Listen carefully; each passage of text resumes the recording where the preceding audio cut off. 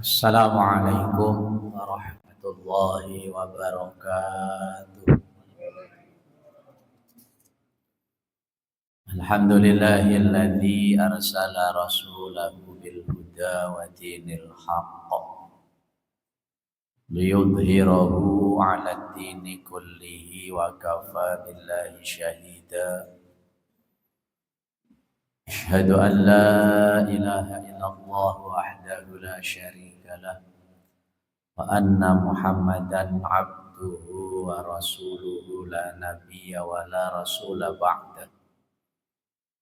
Allahumma salli wa sallim wa barik ala sayyidina wa habibina wa syafi'ina wa maulana Muhammad sallallahu alaihi wasallam wa ala alihi wa ashabihi wa man tabi'ahu. Qala Allah Ta'ala fi kitabihil karim wa huwa asdaqul qailin. A'udzu billahi minasy syaithanir rajim. Bismillahirrahmanirrahim. Innama yuwaffas sabiruna ajrahum bighairi hisab. Wa qala an-nabiyyu sallallahu alaihi wasallam,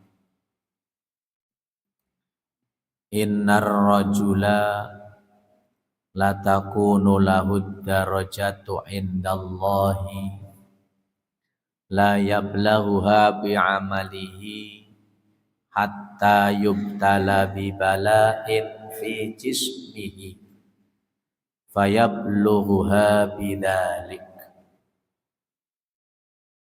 Wa qala aidha, inna man kana qablakum kana yu'ta birrajuli fayuhfaru lahu fil ardi khufratan wa yuja'u bil minsyari fayudha'u ala ra'sihi fayuj'alu firqataini ma yasrifuhu dzalika an dinihi. Shadaqallahul adzim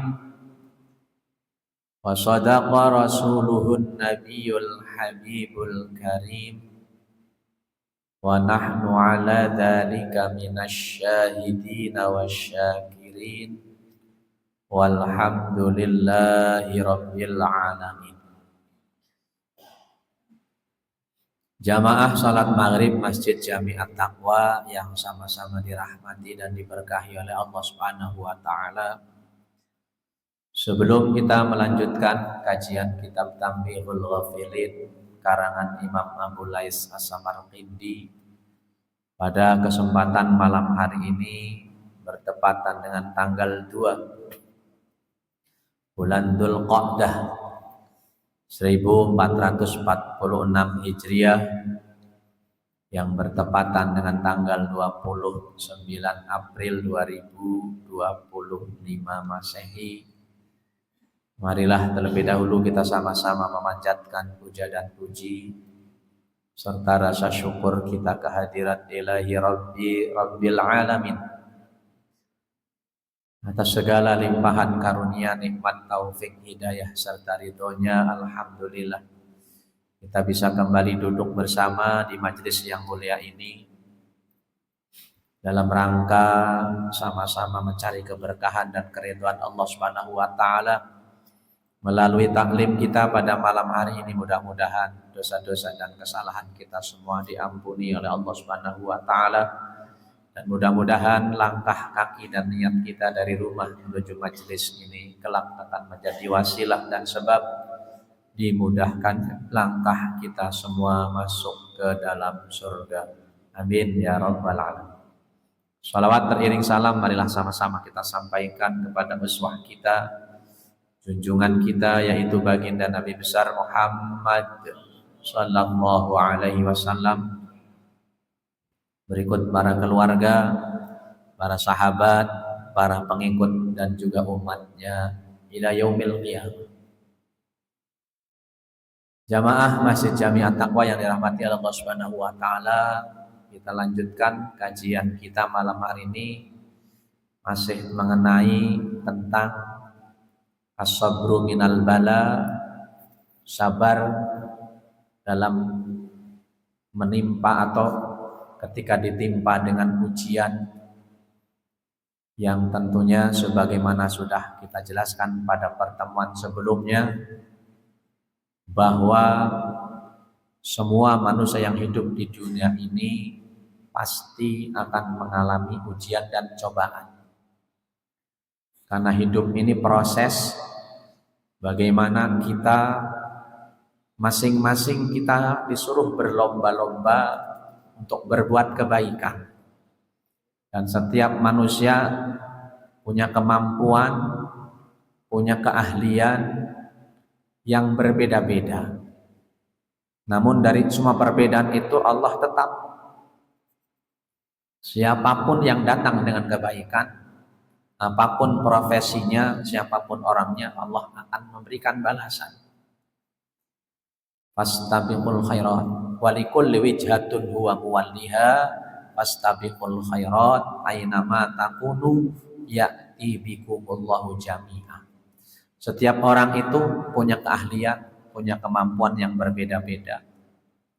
Fastabiqul khairat, maka berlomba-lombalah dalam berbuat kebaikan. Artinya kebaikan itu milik siapapun. Kebaikan bukan milik para nabi, rasul saja, para wali, para sahabat nabi, para kiai, para ulama, bukan. Siapapun dia berhak berbuat kebaikan.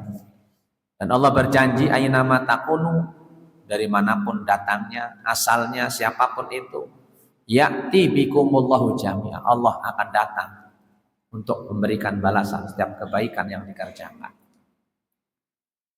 Oleh karena itu Allah subhanahu wa ta'ala pun menjanjikan derajat-derajat yang tinggi, kemuliaan bagi siapa yang mampu untuk bisa meraih kebahagiaan atau kebaikan-kebaikan itu, yang tentunya semua dilakukan dengan amal yang ikhlas semata-mata karena Allah. Dan untuk mencapai itu tentunya manusia semua akan diuji oleh Allah.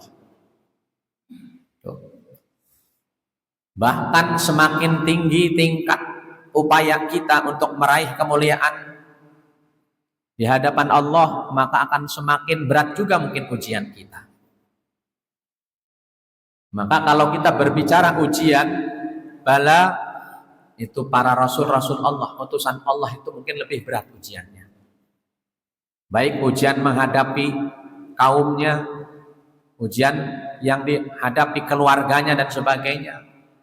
Sejarah mencatat, dan ini semua pun sudah dijelaskan oleh Allah dalam Al-Quran, bagaimana kisah-kisah para nabi dan rasul dalam menerima ujian-ujian dari Allah subhanahu wa ta'ala. Bahkan Nabi Nuh 1500 tahun, nabi-nabi yang lain, setiap nabi mereka punya ujian yang berat. Sehingga pantas ketika Allah menyuruh kepada kita agar bisa bersabar seperti mereka. Fasbir kama sabara ulul azmi minkum. Bersabarlah kaum Muhammad, tentunya kepada kita semua umatnya, sebagaimana kesabaran rasul-rasul ulul azmi. Ulul azmi ini maksudnya apa? Ulu itu yang memiliki, azmi itu keteguhan hati. Kesabaran yang super lah istilahnya, ekstra sabar. Ya. Dan kesabar itu adanya pada keteguhan hati. Ya. Kalau nggak teguh hatinya, orang nggak akan mungkin bisa sabar ketika menerima ujian. Dan kita kenal Nabi Ulul Azmi itu ada 5 yang masyhur. Ya. Nabi Nuh, ya, termasuk Nabi Nuh, Nabi Ibrahim, Nabi Musa, Nabi Isa, dan Nabi kita Muhammad Sallallahu Alaihi Wasallam. Ya, Rasul sendiri disuruh oleh Allah untuk bisa bersabar seperti itu. Padahal ujian Rasulullah selanjutnya itu lebih berat. Jadi, setiap datang ujian berikutnya lebih berat, dan itu artinya semakin berat ujiannya semakin besar pahalanya. Ya. Itu sebagaimana sabda Nabi juga, inna a'domal jaza ma'a'domil bala. Sesungguhnya besarnya pahala itu bersama dengan besarnya ujian. Jadi semakin besar ujian kita, semakin besar pahalanya. Sementara kita kadang-kadang inginnya mendapat ujian itu yang ringan-ringan saja. Ya. Maka ketika kita mendapatkan ujian, bagaimana kita merasa itu ujian yang berat, biar mendapatkan pahalanya yang besar. Ya. Dan itu sekali lagi ada pada keteguhan hati kita. Dalam satu riwayat, Sayyidina Ali bin Abi Thalib karramallahu wajhah, sebagaimana dijelaskan dalam kitab Tabiul Ghafirin kalangan Imam Abu Lais As-Samarqandi ini, ruwiya an Ali bin Abi Thalib karramallahu wajhah, annahu, bahwasanya beliau pernah berkata di depan para sahabat dan pada kaumnya. Kata beliau, barang siapa yang dipenjara oleh penguasa sehingga ia karena dipenjara itu meninggal dunia, wafat, mati, maka ia mati dalam keadaan syahid. Ya. Rasanya banyak ulama-ulama besar seperti Ibnu Taimiyah, Imam Abu Hanifah, itu banyak ulama-ulama yang dipenjara. Ya. Kalau di kita mungkin yang dipenjara tuh Said Aqil Al-Munawwar, mantan Menteri Agama, duta besar Mesir, itu pernah dipenjara. Ya. Begitu kalau di penjara luar biasa. Dia juga seorang qori, ahli tafsir dan sebagainya, hafidz Quran, Said Aqil Munawwar itu. Ya. Di kita ada Said Aqil Siroj, Said Aqil Munawwar. Said Munawwar ini mantan Menteri Agama yang pernah menjadi duta besar di Mesir. Ya. Sekarang masih keliling jadi qori, jadi suaranya walaupun sudah sepuh tuh lumayan. Di penjara. Imam Abu Taimiyah, bahkan Imam Ibnu Taimiyah di penjara sampai dia menghatamkan, membuat karangan kitab. Ya, itu. Kemudian kata Sayyidina Ali lagi melanjutkan ucapannya,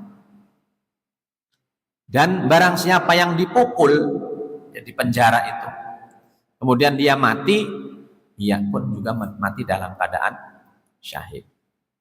Sehingga ini sesuai dengan sabda Nabi kita Muhammad sallallahu alaihi wasallam, di mana beliau pernah bersabda, innar rajula la takunu lahu darajatu indallah. Sesungguhnya ada kalanya seseorang itu mempunyai derajat yang mulia, yang tinggi di sisi Allah Subhanahu wa taala. La yabluha,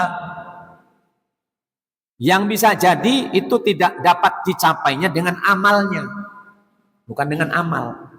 Ya. Bisa jadi ada kalanya orang itu mendapatkan derajat mulia bukan karena amalnya. La yablau bi amalihi hatta yubtala bi bala'in fi jismihi, sehingga ia diuji dengan cobaan pada badannya. Ya. Jadi yang sakit, yang apa, jangan khawatir. Ya. Ini berdasarkan hadis Nabi. Ya. Ada yang luka, kakinya ada yang sebagainya, ya. Itu cara Allah mengatakan, bukan dengan amalnya. Ternyata dengan apa? Dengan cobaan pada badannya. Ya. Cuman punten kita mau waduh sering ngeluh. Baru keselewat dikit udah ngeluh. Ya. Baru kesandung dikit, kukunya lepas, udah. Ya, nah ini. Maka ini nantinya peringatan dan pelajaran buat kita. Ternyata itu cara Allah mengangkat derajat kita. Kemudian fayabluha bidzalika, maka dengan cobaan itu ia dapat mencapai derajat yang tinggi, yang mulia di Allah Subhanahu wa taala. Mudah-mudahan setelah ini kita yang diuji sakit di badan kita, apapun itu sakitnya, ternyata itu cara Allah mengangkat derajat kita. Namun tentunya diterima dengan keteguhan hati dan tetap istiqomah. Jangan baru keseleo nggak sholat. Ya, ini bukan diangkat derajatnya, ini dijatuhkan derajatnya. Kadang diuji dengan sakit malah nggak mau sholat. Padahal kalau luka nggak kena air, ya udah tayamum. Atau jangan dikenain air bagian itunya, yang lain saja, karena itu darurat. Bukan berarti ditinggalkan sholatnya. Kalau memang itu nggak kena air, kata dokter jangan kena air, ya sudah tayamum. Walaupun banyak air, karena darurat itu namanya keadaan darurat. Bukan tidak sholat. Nah ini, jadi dengan tetap sholat. Kalau kita ingat Nabi Ayub, bagaimana Nabi Ayub? Sekujur tubuhnya dipenuhi ulat belatung. Dan itu 18 tahun. Ya, di Quran dijelaskan seperti itu. Istrinya pada minta cerai, kekayaan semua musnah, anaknya pada meninggal dunia. Semua orang mengucapkan diusir dari tempat kelahirannya, dari kampung halamannya, di mana dia berada diusir karena bau yang busuk. Ya, 18 tahun, tapi tetap sabar. Ya, istrinya pernah ngeluh, wahai suamiku, kata Siti Rahmah, kau seorang nabi. Saya yakin kalau kau minta kepada Allah, doamu akan dikabulkan. Apakah Nabi Ayub? Saya malu sama Allah. Masa baru diuji 18 tahun saya ngeluh, sedangkan saya mendapatkan kenikmatan, kesenangan udah berpuluh-puluh tahun. Ya, nah ini kadang ada kita seperti itu. Ya, akhirnya Nabi Ayub karena kesabarannya, Allah suruh menginjakkan kakinya di bumi, rontok semuanya, turun hujan, bersih, lebih mudah lagi. Ya, kekayaannya bertambah 2 kali lipat. Semua yang ada pada diri Nabi Ayub diberikan, dibalas Allah dengan 2 kali lipat kenikmatannya. Ya, itu bisa jadi istri yang tadinya 4 jadi 8 gitu. Ya, kalau berdasarkan riwayat semua digantikan oleh Allah dengan 2 kali lipat. Nah, itu ya nabi. Ya, kalau kita kembali, itu kan seorang nabi. Iya memang betul. Tapi setidaknya kita perlu belajar dari nabi itu sendiri. Walaupun tidak seperti nabi, mungkin kualitas kuantitas kita, tapi setidaknya itu belajar ya dari nabi, karena semua itu kan untuk contoh kepada kita semua. Tuh. Jadi itu sekali lagi diulangi bahwa ternyata ketika Allah itu manakala mengangkat derajat seorang itu bukan dengan amal, tetapi dengan cara diberikan sakit di tubuhnya. Ya, entah kaki, tangan, kepala, apapun itu. Ya, maka ketika kita semua itu menerima, maka Allah berarti kita mencapai derajat mulia si Allah Subhanahu wa taala. Kemudian diriwayatkan dalam hadis yang lain bahwa ketika Allah menurunkan ayat mayyamal su'an yujzabihi. Ada ayat di surat An-Nisa ayat 123, mayyamal su'an, barang siapa yang mengerjakan kejahatan, kejelekan, niscaya akan dibalas sesuai dengan kejahatan itu. Tuh. Ini artinya ketika kita ditimpa kejelekan lalu kita membalas dengan kejelekan, ya seperti itulah. Tuh. Kalau kita menganggapnya itu sebagai kejelekan, tapi kalau itu menganggap sebagai kebaikan, maka Allah akan balas dengan kebaikan juga. Maka Abu Bakar As-Siddiq radhiyallahu an, beliau juga pernah bertanya kepada Rasulullah, wahai Rasulullah, bagaimana bisa merasakan gembira setelah turunnya ayat ini? Ya, ayat tadi itu. Kemudian Rasulullah SAW bersabda dengan ayat yang tadi itu, ghafarallahu laka ya Aba Bakrin, semoga Allah memberi ampunan kepadamu wahai Abu Bakar. Alasta tamradu alaysa yusibukal ada alaysa tangsabu, kata Rasulullah, bukankah kamu menderita sakit, bukankah kamu menderita gangguan, bukankah kamu merasa sedih? Ya. Kemudian fahada mimma tujzauna bihi, maka semua ini termasuk apa yang kamu dibalas karenanya. Ya, kalau itu merasa gangguan ya jadi gangguan, itu merasa nyakit ya jadi sakit. Tapi kalau itu merasa ujian yang akan mengangkat derajat kita, ya itulah kita akan mendapatkan derajat itu.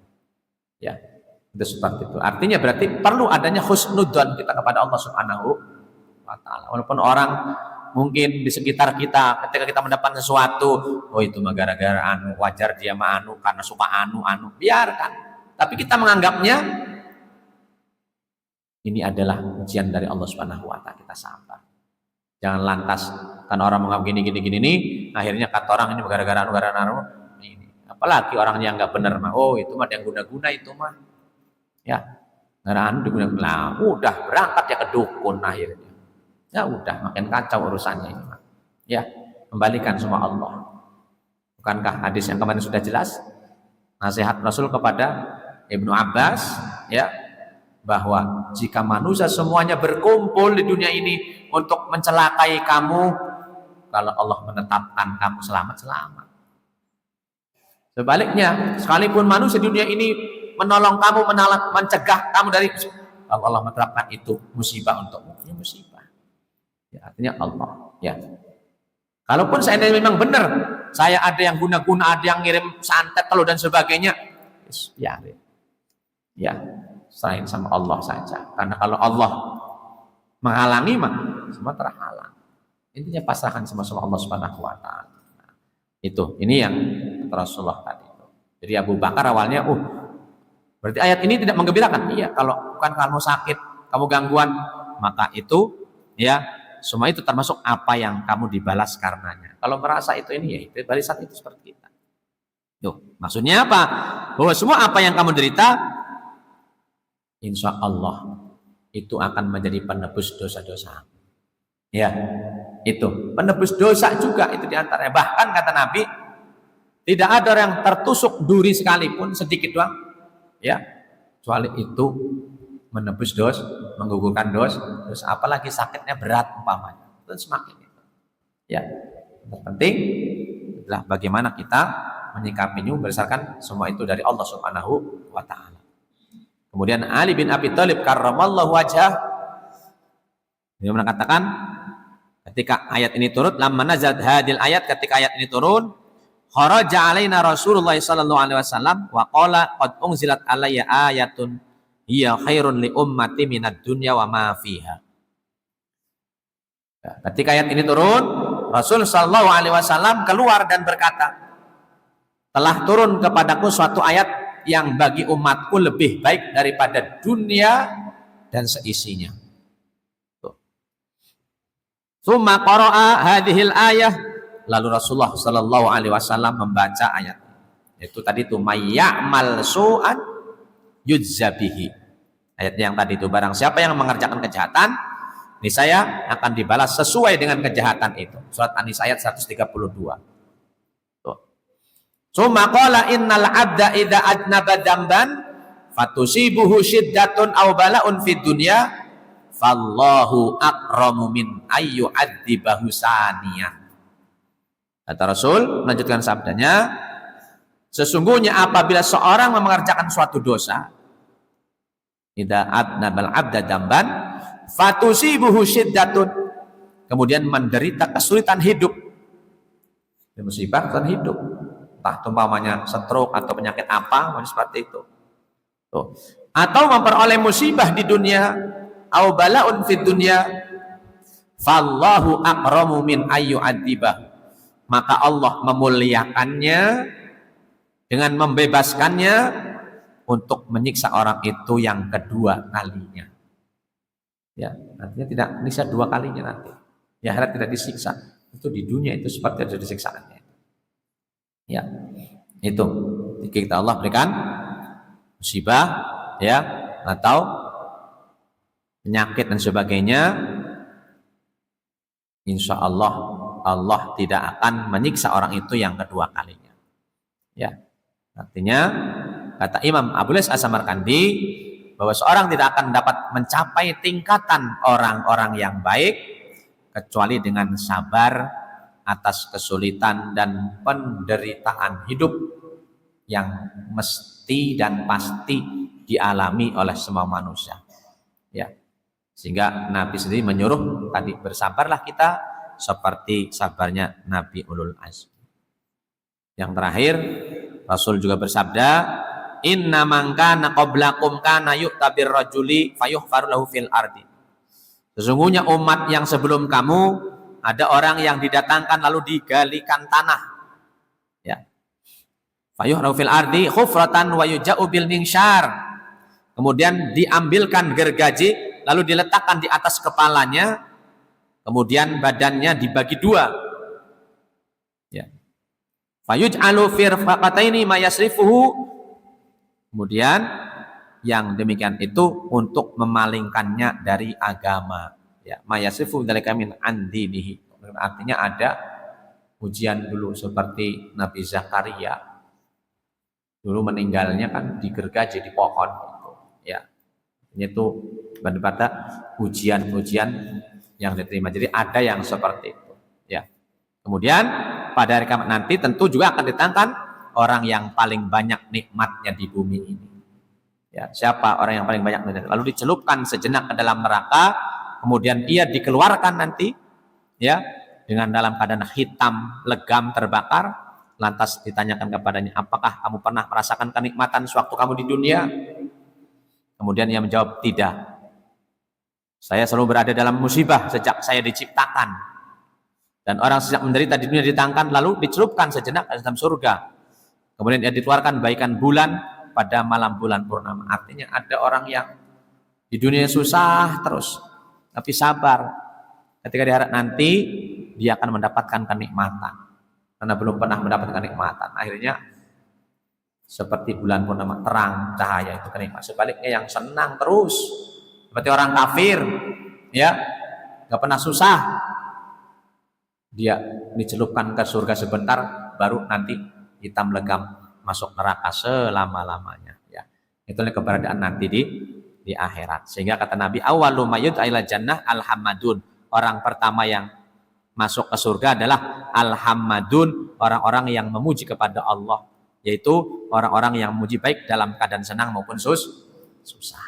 Ya, ketika diuji kesenangan, kesusahan, tetap memuji Allah Subhanahu wa taala. Itulah orang yang pertama kali nanti masuk surga. Amin ya rabbal alamin. Semoga sekali lagi dengan kajian sabar atas bala, atas musibah ini, kalau yang kemarin sudah sabar dalam menjalankan taat, sabar dalam meninggalkan maksiat, dan ini lebih titik beratkan pada sabar ketika mendapatkan musibah sakit yang menimpa badan, dan ternyata itu cara Allah mengangkat derajat kita, bukan dengan amal saja, ternyata dengan cara seperti itu. Semoga kita mampu meniru dan mencontoh apa yang dicontohkan oleh Allah melalui para rasulnya, terutama Rasul Ulul Azmi, karena Allah berjanji dalam Al-Quran, innama yuwaffas sabiruna ajrahum bighairi hisab. Sesungguhnya pahala orang yang sabar itu tidak terbatas, saking banyaknya pahalanya. La yuwaffas sabiruna, tidak terbatas pahalanya. Semoga kita menjadi orang-orang yang beruntung lantaran kita menjadi orang-orang yang sabar. Man sobaro dofaro. Siapa yang sabar dialah orang yang beruntung. Demikian mungkin kajian pada malam hari ini. Selanjutnya jika ada yang mau bertanya atau menambahkan terkait dengan materi ini dan materi sebelumnya, dipersilakan. Silakan. Yang pertama, apa bedanya cobaan, ujian, dan adab? Jadi semua itu memang dilihat daripada pola pikir kita atau sudut pandang kita. Bagi orang yang rajin sholat, zakat ditunaikan, dzikir, bangun malam, amalan mengerjakan, masih kena musibah, ya. Nah itu baru namanya ujian untuk mengangkat derajatnya, ya, diuji oleh Allah. Padahal udah rajin. Ya, tuh. Ada orang yang sholat, cuman kadang telat, ya, kewajiban ada yang ditinggalkan, gitu ya. Masih kurang lah seperti itu. Kasih musibah, mungkin itu teguran lah seperti itu. Ya, ujungnya sama, ujian-ujian cuman modelnya itu teguran. Karena lalai, kalau bahasa kita mah ini karena nakal dijewer gitu. Mudah-mudahan ingat, kembali lagi kepada Allah. Kalau yang sudah sholat ditinggalkan, nggak mau, nah itu namanya baru adab. Jadi bagaimana sudut pandangnya aja, ya. Kalau seperti adab ini ya baru DP-nya persekot di dunia doang, yang beratnya nanti di akhirat, ya. Adab kecil-kecilan, tapi masih dalam taraf juga karena masih di dunia sama. Ujian cuman lebih berat ujiannya. Allah pengennya liyudhiqahum ba'dalladzi amilu la'allahum yarji'un. Tujuan Allah agar dia merasakan perasaan atas perbuatan dia, la'allahum yarjun, mudah-mudahan dia kembali sadar, yarjun, kembali kepada Allah. kepada Allah. Ya. Itu sebenarnya semua. Itu bedanya seperti saja. Kalau kita merasa kita sudah rajin kok ini, nah lagi diangkat, mau diangkat derajatnya karena Allah, maka derajat harus diuji dulu. Ya. Kita merasa mulai bangun siang aja telat sholatnya, nah itu mungkin teguran. Ujian sama, cuman modelnya teguran sama. Kemudian yang ketiga, apakah semua orang Islam kafir sama? Ya sama, kafir dan diuji. Cuman perbedaannya nanti, kata Allah dalam Al-Quran, in kuntum ta'lamuna fa innahum ya'lamuna kama ta'lamun. Hai kamu Muhammad dan umatmu, orang mukmin, jika kamu sakit, orang kafir sakit sama. Ya.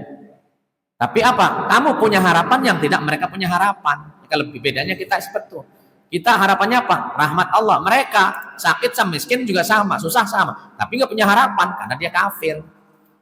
Jadi akan menjadi hal yang bertubi-tubi bagi mereka. Ya di dunia susah, di akhiratnya susah. Kalau kita masih ada harapan, selama kita menganggap itu dari Allah, maka kita harapan ada kasih sayang rahmat Allah nanti di akhirat. Itu perbedaannya. Jadi sama. Orang mereka juga semua diuji. Banyak itu ujian besarnya ketika dia kafir, ujian besar. Ya. Kenapa? Tetap bagi mereka apa? Toh Allah sudah nurunkan nabi rasul pada mereka. Kenapa dia kafirnya beriman? Ujian dia. Ya. Karena Allah memberikan menggembirakan kita, seperti katakan tadi, kalau kamu sakit mereka mati, kita mati, mereka kafir, mereka sakit, kita juga sakit sama. Tapi jangan khawatir, kita punya harapan, yaitu rahmat Allah nanti di akhirat. Yang mereka tidak punya. Itu kerugian mereka karena mereka ya tidak percaya kepada Allah, tidak beriman kepada Allah. Tapi kita yang beriman insya Allah. Ya, itu jadi intinya sama. Yang hidup di dunia ini diberikan ujian oleh Allah Subhanahu wa taala. Tadi itu sudut pandangnya ya tadi itu. Beda-beda cara ininya. Ya, kalau kita maka jadikan kita yang susah ini itu bagian dari apa yang Allah tapkan pada kita dan kita mengharap rahmat Allah Subhanahu wa taala. Baik, itu saja mungkin demikian yang dapat saya sampaikan. Karena saya mungkin tidak sholat isya di sini, Pak Haji punten, ada haul keluarga di rumah. Ya, jadi saya mungkin sholat isya di rumah saja, di masjid sendiri. Mudah-mudahan kita bisa melanjutkan kajian lagi pada pertemuan berikutnya. Kita tutup dengan sama-sama membaca doa kafaratul majlis. Subhanakallah bihamdik asyhadu an la ilaha illa anta astaghfiruka wa atubu ilaik bi rahmatika arhamar rahimin. Hadani Allah wa iyyakum ajma'in. Allahul muwaffiq ila aqwamit thoriq. Assalamualaikum warahmatullahi wabarakatuh. Assalamualaikum ya akhi ya ukhti. Assalamualaikum ya akhi ya ukhti.